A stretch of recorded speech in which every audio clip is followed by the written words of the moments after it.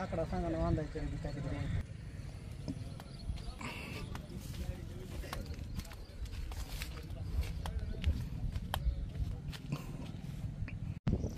Ashok Saykar, SDPO Barshi.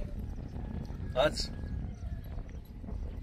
माननीय police अधीक्षक श्री अतुल कुलकर्णी साहेब, तसेच अतिरिक्त पोलीस अधीक्षक श्री प्रीतम यावलकर साहेब यांच्या मार्गदर्शनात बार्शी पोलीस स्टेशनच्या हद्दीमध्ये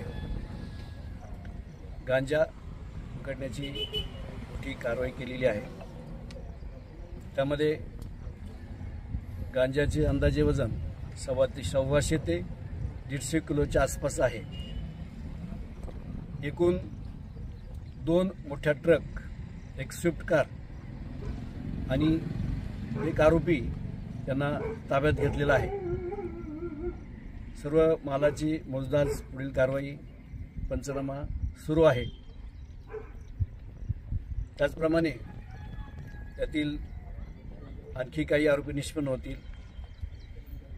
पुढील तपास माननीय पोलीस अधीक्षक Kulkarni sir, additional SP Yawalkar sir यांच्या मार्गदर्शनात सुरू आहे.